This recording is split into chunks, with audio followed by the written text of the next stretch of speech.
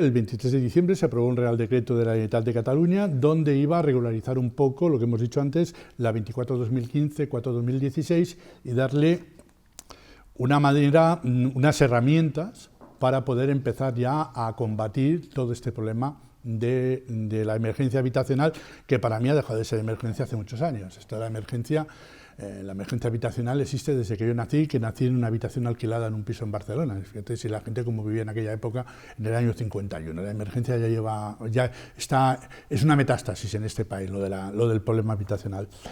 Dice, entre la PA y la Comisión ILP nos ha dado 2, 4, 6, 7 puntos, ha extraído 7 puntos de este Real Decreto, que es muy amplio, es muy grande, y entonces vamos a ir a lo concreto, no a hablar de todo él, porque si no nos liaríamos mucho. Renovación a 7 años de los miles de alquileres sociales firmados al amparo de la Ley 24/2015 por 3 años, a partir del 2015, que caducan ahora o que finalizan en el futuro. Bueno, perfecto. Perfecto, pasamos de los 3 años, pasamos a los 7 años. Una maravilla, porque siempre ha sido una pregunta que era, ¿por qué 3 años? Si siempre decían los bancos, cuando nos hacían firmar un alquiler o nos proponían algo, siempre nos daban 3 años, en algunos casos 5, y nos decían porque en ese periodo de 3 años, 5, la situación económica y financiera del país iba a cambiar, y social del país iba a cambiar. El ejemplo, la historia nos ha comprobado que no ha cambiado, sino que ha empeorado, sencillamente. Porque el problema transversal, el principal problema de todo esto es el paro. Y venimos del paro, hemos ido a caer en este gran problema social. Hasta que no arreglemos el paro, no vamos a arreglar estas cosas. Eso que se nos quite de la cabeza. Entonces, hemos llegado, es decir, se nos hacen muy cortos los periodos de 3 años, como en el futuro se nos harán cortos los periodos de 7 años. Pero aquí hay una cosa que no me queda muy clara, y lo he preguntado y nadie me lo contesta. ¿Qué pasa con las personas que dieron su casa en dación en pago en su momento? Este Real Decreto, no las ampara en nada. A mí o yo estoy equivocado, pero no las ampara, porque ellos en su momento llegaron a un acuerdo con el banco de darles la casa a cambio de un alquiler social de 3 años, y punto pelota. Estaban de acuerdo en entrar en ese juego. Su señoría puede decir en un momento dado que ellos ya firmaron esto, sabiendo que a los 3 años los iban a poner en la calle. Aparte, todos sabemos que estas casas durante estos años han pasado del banco a un fondo de titulizaciones, el fondo de titulizaciones de una manera rara, por arte de magia, lo ha pasado a una SOCIMI. Dentro de la reglamentación de la SOCIMI sabemos que tienen que tener como mínimo 3 años las viviendas en alquiler social para luego poder venderlas o subirlas el alquiler. Es decir, tenemos todo ese tinglado por ahí metido, han acabado los 3 años, el banco no tiene ninguna obligación en renovarte el contrato, inclusive entrar contigo a discusión de esto. Aparte, los alquileres que se pactaron en su momento en las acciones dejan mucho que desear sobre lo social, porque prácticamente quien los negoció fue el propio banco, y quien ponía el precio de esos alquileres, ese impuesto revolucionario de la banca, era el mismo banco. A más, los bancos, sabiendo, en el caso de Cataluña, que existían los avant-lloguers, las ayudas al alquiler y toda esta historia, ya los bancos entraban diciéndote: te lo vamos a dar por 400 el alquiler, pero como vas a tener mira, ves, te rellena estos papeles, ya te daban los papeles ellos del avant-lloguer, rellena estos papeles que nosotros los presentaremos y te darán el avant-lloguer, que se lo pagan directamente a la entidad bancaria, en algunos casos al afectado, de 200. Es decir, si a aquella persona le correspondía un alquiler social de 200 o 250 euros, según la valoración del IRSC o del IPREM, como lo sacaran, el banco lo valoraba él. Como te pillaban en un momento psicológico muy flojito, que lo que querías era dar tu casa, porque ya habías sufrido todo el martirio del agobio durante años, que te vamos a echar, esa persona estaba hundida moralmente, firma lo que te echen, lo que te pongan. El Guantánamo que tenían montado en este país los bancos con los afectados era inmenso, sencillamente, era un machaqueo constante, ¿no? Con llamadas telefónicas a cualquier hora. Entonces le decían, bueno, te vamos a condonar la deuda que quede de mochila, que luego esa es otra, luego la vendieron también a los fondos buitres, la deuda condonada fue vendida también. Entonces, ¿qué hacemos? Tú firma aquí, te vamos a dar el alquiler por ese precio, pero tú lo pedirás por 400. Y a lo mejor a aquella familia le correspondió un alquiler de 100 euros por esa casa. Y la ley los amparaba, porque lo decía, la dación en pago contemplaba esa historia. Bueno, lo contemplaba entre comillas, porque verdaderamente la palabra dación en pago no la recoge, no está recogida en la jurisprudencia española. Es decir, eso es algo que se sacaron de la manga algunos compañeros y compañeras, a copia de los Estados Unidos, pero aquí la dación en pago no existe. No existe. Pero bueno, se sacó eso, pues bien sacado esté. Han pasado los 3 años y estamos en esa misma situación, sencillamente. También tenemos aquellas personas que no se habla, aquellas personas que firmaron el Real Decreto de moratoria de unos años solamente pagando intereses y ahora mucho se les acaba y pasan a la cuota pura y dura más lo que haya subido la variación, aquello que durante 3 años solamente pagabas intereses y no pagabas amortización. Estas personas entran ahora a pagar cuotas de 1.000 y pico o 2.000 con todos los años. Tampoco esperemos a ver lo que pasa con esta historia. Entonces, yo no veo que contemplen aquí, en este Real Decreto, no se ha contemplado la dación en pago. Yo creo que no se ha contemplado porque alguien no ha querido reconocer el error que hubo en aconsejar a las familias que dieran sus casas. Alguien, yo no lo voy a hacer porque yo siempre he sido contrario ni dación ni pago, pero alguien tendría que pedir perdón a las familias por haberlas aconsejado tan mal. Yo, quien se dé por aludido, quien se pica, ajos come. Entonces, yo creo que no han sabido cómo salir de este atolladero, se han dado cuenta al cabo del tiempo que aquellos que aconsejábamos no dar vuestras casas en dación, continuar, porque aquellos que no hemos dado nuestra casa en dación, seguimos en nuestra casa, con los procesos parados entre cláusulas suelos, vencimiento anticipado y una serie de cosas, y llevamos 7 años con las cláusulas ahí parado, y a más, si ahora se activa, que se activarán, seguiremos metiéndole, nos quedan todavía unos años por delante. Es más difícil que te echen por una ejecución hipotecaria que por impago de un alquiler. El impago de alquiler es rápido para echarte a la calle, sencillamente.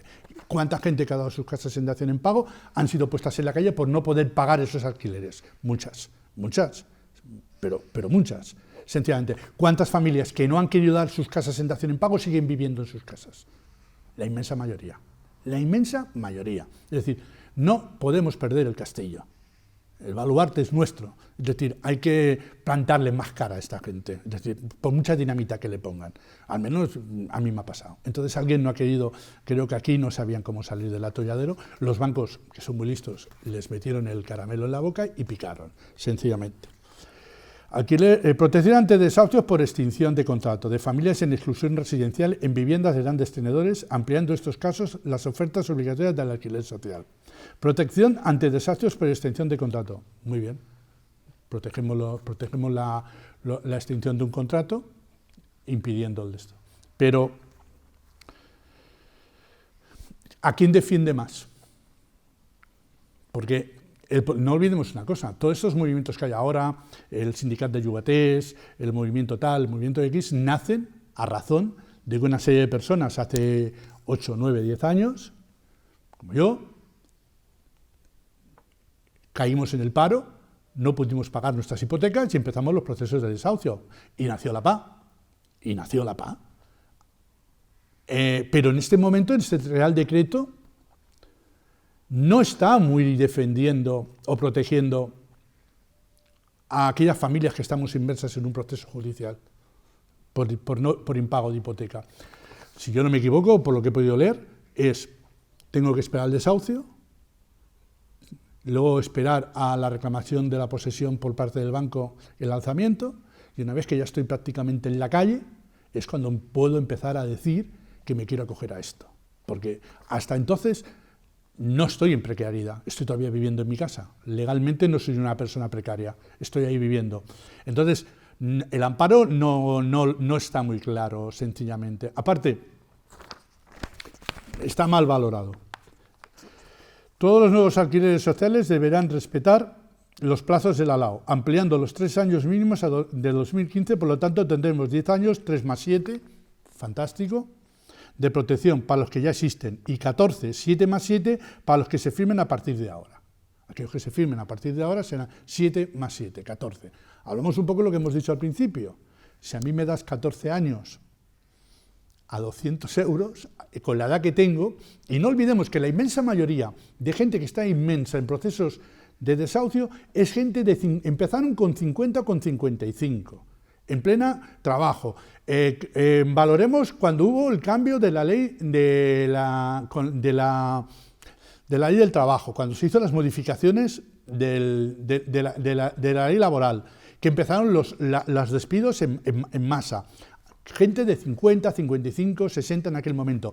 Contamos esos años, es la mayoría de gente que en este momento nos encontramos con nuestras casas hipotecadas y sin trabajo, y con unas perspectivas de futuro negrísimas, porque nosotros, como un buen amigo mío me dijo un día, hemos entrado en el grupo eso de los necromuertos, de los necrosocios que estamos por ahí pululeando, ¿no? Sencillamente. Entonces, el problema lo tenemos en la gente de la edad como la mía, que estamos inmersos en procesos judiciales por no irnos de nuestra casa, por no poder pagar y por no irnos de nuestra casa, porque con pensiones como las que tenemos son tremendas. Aparte, políticamente ya no somos interesantes. Nuestro poder de decisión, aunque somos muchos, no es tan efectivo como la votación que pueden buscarlo dentro del segmento de 25 o 30 años, que son los que ellos calculan que tienen futuro y pueden variar más. Por eso, tanta promoción que hay ahora hacia el alquiler, hacia el mercado de alquiler, que no lo entiendo, porque este país siempre ha sido un país anti-alquiler, siempre nos han enseñado la cultura de la propiedad, aquí hasta tenemos que comprar cualquier cosa, es decir, no lo entiendo. Ahora esta fiebre que nos ha dado por alquilar, cuando los grandes tenedores de propiedades, bancos, no quieren alquilar. No quieren alquilar, están promocionando todavía, quieren llevar a la gente al mercado hipotecario, no quieren alquilar, sencillamente. Entonces, bueno, ahí queda esta situación. ¿El por qué que nos ayuda a 7 más 7? Sí, claro que nos ayuda a 7 más 7. Pero si tú me puedes dar 14 años según un contrato, según esta ley, ¿qué hacemos con las personas que están a punto de ser desahuciadas de su casa por no pagar una hipoteca? Gente de 60, 70, 68, 70, 86. ¿A dónde mandamos a una mujer con 86 años? ¿Dónde la ponemos? ¿En la Plaza del Pueblo? ¿A la Plaza de San Jaume? ¿Mandamos a una persona de 86 años? ¿Dónde la mandamos a esa mujer? ¿Qué posibilidades tiene de futuro si a lo mejor cobra una ridícula pensión de viuda y que tiene que ir con cuidado? Claro que no va a poder pagar. Bueno, pues tenla allí. Si le estás dando 10.000 euros a uno porque se vaya de su casa, déjala a esta mujer que le quede lo que le quede de vida, que la viva tranquilamente. Aparte que tiene que ser obligación de las administraciones, una persona de 86 años no se la puede molestar. Tiene que acabar su vida tranquilamente, apaciblemente, sin molestias, con todas las ayudas necesarias. Son nuestros abuelos, y a esos hay que respetarlos. Dice, se fija por ley, aquí es la parte de los ayuntamientos, se fija por ley el precio de la cesión obligatoria de viviendas vacías de banco y fondos buitres a un 40% del precio de la vivienda de protección oficial. Es decir, quien regulará el precio de esa vivienda será el precio que tenga, se coge como índice el precio de la vivienda de protección oficial. Tema que no quiero entrar en la protección oficial porque aquí tenemos aquí para rato y nos íbamos a reír todos con las viviendas de protección oficial. Hasta ahora no se podía aplicar esta herramienta de movilización de viviendas vacías porque el Estado retiró el recurso que pesaba sobre el artículo 7 de la Ley 24/2015. Nos retiró esto, bueno, pues ahora ya podemos. Pero yo cuando he ido a reuniones con regidores de izquierda que se celebran periódicamente en diferentes sitios de Cataluña, sobre regidores de izquierda que tocan el tema de vivienda, de territorio o de habitacha, yo veo a estas personas más interesadas en la construcción, en la nueva construcción, que en ver qué hacemos con lo que tenemos. De acuerdo que a veces rehabilitar sale más caro que construir nuevo. Posible, es posible. No lo sé, no soy muy ducho en la materia, pero se podría analizar. Pero yo cuando me dicen, y les veo con el problema, bueno, ¿cómo podemos hacer viviendas sociales? ¿Qué te vas a convertir en le vas a dar? Tú no vas a construir como ayuntamiento, a no ser que formes una empresa mixta y tal. Le vas a dar la construcción a un promotor. Ese promotor ¿En cuánto le vas a subvencionar para que te construya vivienda social? Porque el promotor está para hacer su negocio, sencillamente. Entonces te va a salir más caro hacer vivienda social que decirle al banco, oiga, todo esto que tiene usted aquí abandonado me lo quedo, porque yo tengo esta necesidad habitacional en mi población. Pero no, vamos a construir vivienda social.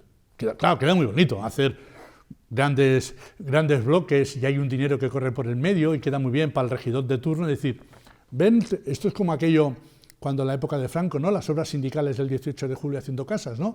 Pues ahora serán las obras sociales del partido X, ¿no? Y le pondremos también, en vez de ponerle 5 flechas y un martillo y aquello que se ponía en la entrada de las casas, pues no sé, pondremos, no sé, cualquier tontería, sencillamente. Entonces,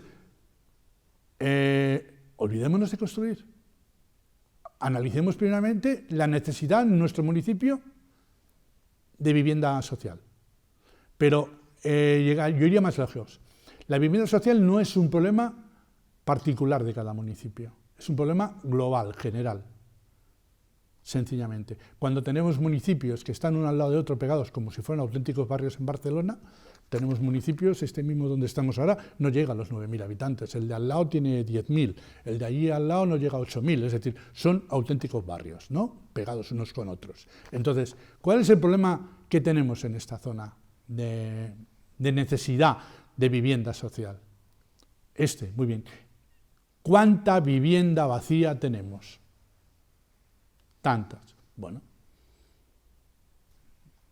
no las quedamos, porque lo dice aquí, están abandonadas completamente. En vez de dedicar esfuerzo a controlar, a precintar, a vigilar, a utilizar la policía local del pueblo, que está para otras cosas, en vez de vigilar la propiedad privada de los bancos que las tienen abandonadas, dediquémonos a eso, vayamos a recuperar esas viviendas en vez de construir. Pero parece que hay una alegría por construir impresionante, ¿no? Bueno, debe ser no sé si será 3%, 4%, ya no sé lo que será, pero no es interesante. Ampliación de la definición de gran tenedor, tiene tela, que incluirá ahora a personas físicas con más de 15 viviendas y por tanto protegerá más arrendatarios con amenaza de desahucio. Hasta ahora eran 1.500 metros cuadrados. El gran tenedor del pequeño era lo que nos diferenciaba. Ahora la diferencia son 15 viviendas. Muy bien. Hacemos el quesito en porciones. Si inmobiliaria la casa vacía tenía 20, las dividimos en unidades de 14. Ya no soy un gran tenedor. Y tenemos al BBVA montando 250 millones de inmobiliarias, de 14 viviendas cada una, porque ya no soy gran tenedor. Dirán, hostia, esto es un gasto para el banco. No. Como pequeño tenedor, tiene unas ventajas importantísimas. Sencillamente, tiene la ventaja que el que ocupe una casa de estas, o el que esté viviendo una casa de estas, se sale de esta normativa, se sale totalmente de la normativa. Entonces, 14 viviendas, ¿por qué? ¿Y por qué el que tiene una que la tiene alquilada, que vive en otra y tiene alquilada una segunda vivienda que me parece muy bien que la tenga, y la tiene como negocio, no entra en esto? Porque los beneficios fiscales son los mismos del que tiene una sola vivienda en alquiler, como el que tiene 15, ¿eh? Aquí no hay que decir, oiga, como usted tiene una sola vivienda, sus beneficios fiscales van en relación a que tiene una sola vivienda. No, tiene las desgravaciones las mismas y los mismos beneficios fiscales. Aparte, volvemos a aquello de las fianzas. El que tiene una sola vivienda, el que tiene varias, los grandes tenedores ya ingresan por mayoría las fianzas en donde tienen que ingresarlas. Pero el pequeño tenedor, el que tiene una sola vivienda, o lo ignora o no lo sabe o no quiere saberlo, sencillamente. Entonces, muy bien. ¿Tiene las mismas ventajas fiscales un gran tenedor que un pequeño tenedor? Sí, pues aquí entran todos en la misma barca, sencillamente. Aparte, en Cataluña el 68% de la propiedad de pisos de alquiler es propiedad de pequeños tenedores, no es de grandes tenedores, sencillamente. Y aparte, los bancos ya lo sabemos, los bancos lo que quieren es recuperar la vivienda, tapiarla y no alquilarla. Es decir, no está dentro del ánimo de la banca ni alquilarla ni venderla. Y si no, cuando queráis, ir a buscar una casa que esté abandonada en cualquier pueblo y llamar al banco y decirle, te la compro por 200.000 euros. Verás como aunque se la des por encima de su precio, no te van a contestar. No te la quieren vender ni alquilar. una de los contras que le encuentro ya es cuando a mí ya me pone la línea roja esta rara del número clauso o de la fecha, que dice que un hogar de un gran tenedor dice, ocupado una vivienda de un gran tenedor, después del 30 de junio del 19 no podrá optar en ningún... Cualquier persona que haya ocupado una vivienda posterior al 30 de junio del 2019 no podrá optar de ninguna de las maneras al alquiler social, por ejemplo. Del 30 de junio del 19 hacia aquí, no puede. Las anteriores sí puede. Es aquello del niño. El niño tiene derecho a gratuidad a partir de los 3, pero el que tiene 2, no. ¿Por qué? Si no deja de ser niño igual que el otro, ¿no? Y tiene sus mismas necesidades. Bueno, esto a mí no me convence. Y esto creo que al final se va a tener que retocar, porque mañana mismo, ahora mismo que estamos hablando, habrá alguien que está ocupando. Sencillamente. Entonces, esa demostración que tiene que ser con la anterior, es decir, ¿había que poner una línea roja en un sitio? No, no la pongamos, no la pongamos. Si el efecto llamada a la ocupación por la ley esta va a existir, porque luego lo dejamos como siempre, este parche, al criterio de su señoría. Ya estaremos ahí con la discusión de que si tenemos un juez más social o menos social, y él va a elegir el criterio que le tenga, o a la suerte del abogado que te toque en turno, si va a tener más ganas o menos ganas de luchar por el problema que tenga, sencillamente. Y ahí nos quedamos en esa historia. Pero a mí lo que menos me convence, y ahí he leído varios comentarios que me han parecido interesantes, dice, cualquier hogar en alquiler que no se encuentre en situación de vulnerabilidad, es decir, ¿cuándo empezamos a... ¿Quién es vulnerable? ¿Quién marca el criterio de quién es vulnerable? ¿Quién es el que tiene el título oficial de señor de vulnerador? ¿Tú eres el que vulneras o el que no vulneras? A ver, ¿quién es el señor que tiene la varita mágica de decir? Porque ¿es vulnerable aquella persona que gana 1.200 euros al mes en un contrato precario, que de momento gana ese dinero, que tiene que mantener 2 hijos y una mujer, que la mujer está sin trabajo, tiene que pagar la luz, el agua, el gas, vestir a los niños, darles de comer porque por desgracia comen? ¿Es vulnerable? Yo creo que sí, ¿no? ¿Quién marca lo que es vulnerable y lo que no es vulnerable? Sencillamente. Es que a mí todo esto me alucina, ¿no? Dice, ¿los trabajadores eventuales son vulnerables? Yo tengo 2 hijas que son eventuales, llevan no sé cuánto tiempo trabajando dentro de la sanidad pública o con contratos que se les van renovando cada 3 meses o cada 6 meses. ¿Es vulnerable? Mucho. Entonces, ¿por qué estas personas no tienen el mismo derecho que los demás a entrar dentro de este parámetro? Es lo mismo. ¿Quién garantiza el trabajo? ¿Nadie? ¿El gobierno nos puede garantizar el trabajo? ¿Dónde están los sindicatos aquí en negociar esto? ¿Dónde están? Aparte de ir a comer salmón en las reuniones con el rey y en todas estas cosas. Aparte de estar ahí, ¿dónde están los sindicatos? Porque los sindicatos tienen mucho que decir en estas historias. Sencillamente, porque volvemos a lo que hemos dicho antes. El problema de todo esto es el trabajo, que es la fuente de ingresos de las personas y de las familias. Si no hay trabajo, no hay fuente de ingresos. Si hay fuente de ingresos, no puedo pagar. Y si no puedo pagar, a la calle, sencillamente. Y búscate la vida. Y ya vendrá la administración y que solucione el problema. No, señores, no. La administración no está para solucionar un problema que vosotros creáis. La administración está para solucionar problemas reales, pero no el que vosotros habéis creado. Porque si no hay trabajo es porque lo habéis creado vosotros con vuestra especulación, con vuestra manera de regir el mundo y con la globalización y con todo el sistema que os habéis montado, sencillamente. Entonces, ¿los trabajos en este país, hasta el que tiene un contrato indefinido, es precario? Sí. ¿Alguien me puede garantizar y asegurar a mí con su trabajo que tiene la vida solucionada? Aquí se han acabado aquellos trabajos de entrar con 14 años a una empresa y jubilarte en la empresa. Sencillamente, porque antes de que te jubiles en la empresa ya la han hecho 67 eres, sencillamente. Entonces, esta manera de decir que tienes que estar pobre en la miseria para tener que ayudarte, no lleguemos a esta situación. Es decir, cuando yo vaya con los niños en taparrabos, hechos polvo, abandonados, tirados, y que llega al ayuntamiento, donde sea, y digo, ahora estoy precario. porque ya llevo sin carnet de paro y sin nada. No, no es así, sencillamente.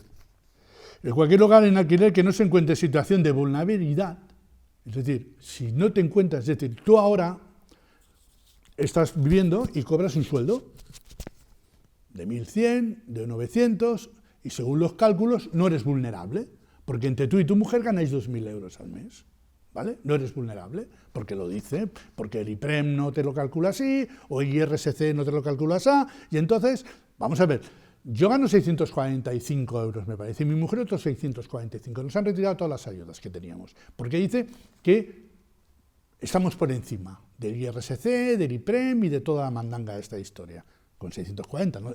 Vale, y tiramos, estamos mi mujer y yo solo, pero ahora miremos un padre de familia que él trabaja y ella trabaja, con críos, que en vez de venir con un pan debajo del brazo, vienen con una hipoteca debajo del brazo cada vez que se tiene un hijo en este momento en este país. Entonces, y ganan 2.000 euros entre los dos. Bilurista, que es lo que está ganando todo el mundo, más o menos. Ya le meto 440 euros más de lo que gana normalmente la gente.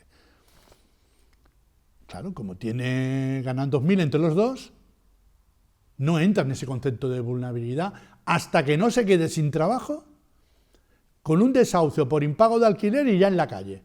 No, yo tengo derecho también a negociar ese alquiler. Volvemos a lo del modelo austriaco de las narices, que aquí la derecha dice que es muy malo y toda esta historia. Y al alquiler social puede optar cualquiera, hasta el que gana 5.000 euros al mes. Muchos me dicen, ¿qué dices? Sí, yo no quiero ir al mercado hipotecario o al alquiler libre y me voy al alquiler social. Yo me voy a mi ayuntamiento donde tenga que ir y me dicen, ¿qué gana? Tanto. Muy bien, te vamos a buscar una casa, no sé, de 1.200 euros por lo que tú estás ganando en relación a lo que estás ganando. Y nosotros decimos, pues muy bien, pues tiene su casa de 1.200 euros.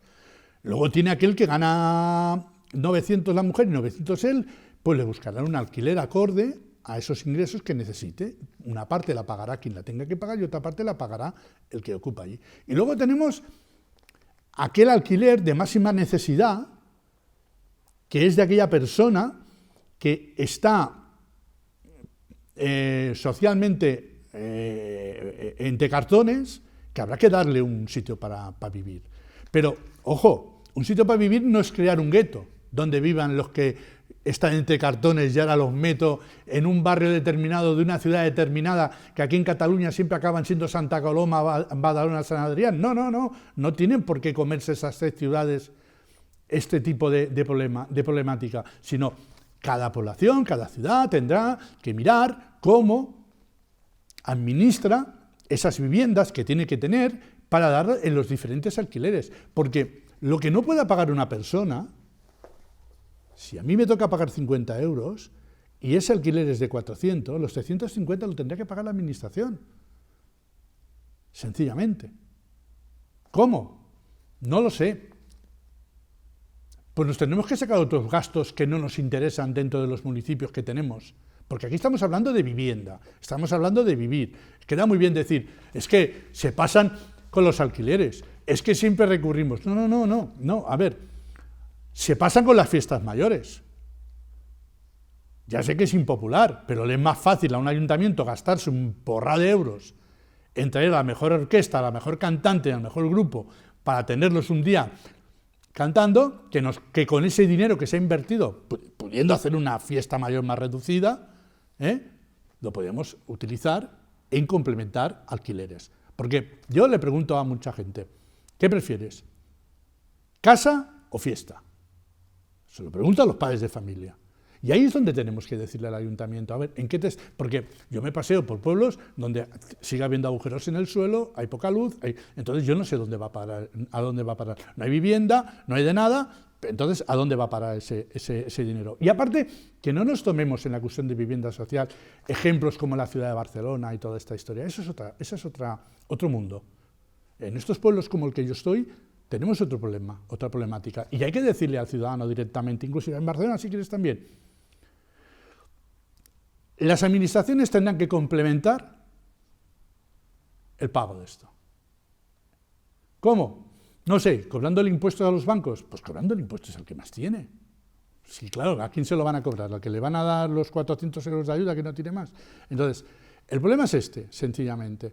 Es decir, creamos el parque de verdad de vivienda social, pero lo tenemos que crear de estas viviendas que tenemos abandonadas.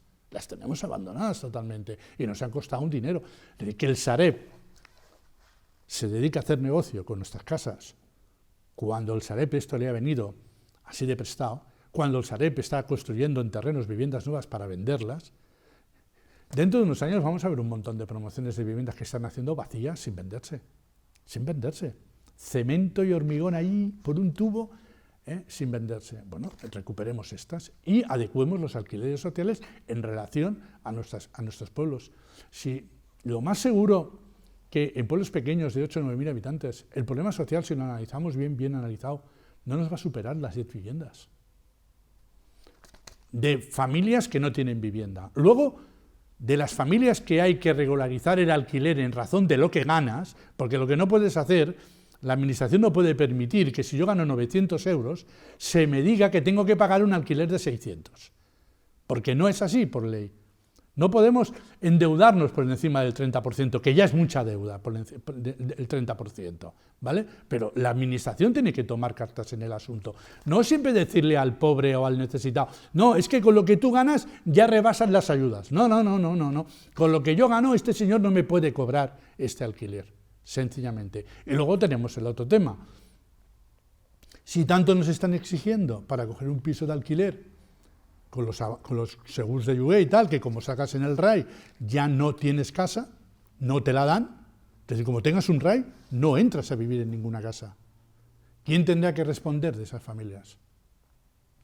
El ayuntamiento, que es el político de proximidad. Y el ayuntamiento, que por mayoría es la parte becaria de los futuros políticos a los diferentes parlamentos, tanto autonómicos como estatales, que es el becario, el que aprende. De aquí el señor Rajoy dijo que para llegar a presidente de gobierno primero había que ser regidor municipal. Pues bueno, pues los regidores municipales que puedan ser los futuros presidentes del gobierno, que alguien nos tenga en su gloria, porque si salen según qué personaje, lo vamos a pasar. Yo ya lo más seguro que lo sufriré, pero ya de resbalón, lo pasaremos mal. Entonces, el político que tenemos de proximidad, que es el del ayuntamiento, que es el que tiene más contacto con nosotros diario, es el que tiene que empezar a apretarle, por ejemplo, en esta ley. Si el político tiene un problema de cómo hacerla cumplir, que le diga a quien negoció esta ley en el Parlamento de Cataluña el 23 de diciembre, cómo la desarrollo. Enséñamelo y vamos a ponerlo en práctica. Y no volvamos a lo de siempre, que cuando empezamos con la ley de pobreza energética ibas al ayuntamiento a pedir un contrato social de que no podías pagar la luz y lo que te contestaban los servicios sociales, los trabajadores sociales de muy buena fe, te decían, ¿y esto quién lo va a pagar? Bueno, pues yo que sé quién lo va a pagar. Ahora Endesa les ha dicho que paguen que a ver quién le paga la factura. Es un problema de ellos, no nuestro. Se ha hecho una ley, ¿verdad? Y la ley pone que no te pueden cortar la luz por falta de pago. Bueno, pues lo pone la ley, no te la pueden cortar. Entonces, cuando el trabajador social te pregunta ¿esto quién lo va a pagar? Es que está mal formado ese trabajador social, porque no tiene que hacer esa pregunta. Ya se lo dice la ley, que recogerá la información necesaria, la transmitirá a quien tenga que transmitirle, la Generalitat negociará. Otra cosa es que la Generalitat esté en otras historias, que por desgracia está en otras historias. Bueno, muy bien, pero las otras historias son imposibles de momento de realizar, pero esta historia se tiene que solucionar, porque el problema está ahí, sencillamente. Entonces la Generalitat tiene que poner cartas en el asunto. Con independencia o sin independencia, se tiene que meter en este asunto. Porque lo importante es que sus nacionales estén lo más cómodamente posible dentro del país, dentro de sus posibilidades. Y yo lo concluyo con un tema. Es decir, esto no lo vamos a solucionar hasta que no solucionemos el problema del trabajo. Si no hay trabajo, no hay solución ninguna. Y quien va a tener que comerse este marrón son las administraciones, ya que no tienen el valor de decirle a la banca, que es la que dirige el mundo empresarial, la que dirige los negocios, la que dirige el trabajo, porque al fin y al cabo todo parte de esta gentuza, hablando así en plata, hasta que no se pongan, les obliguen a ser más solidarios. Es difícil, ¿no? Es difícil, sencillamente, pero bueno, quien causa el problema es el que tiene que solucionar el problema, no nosotros que estamos metidos en el problema.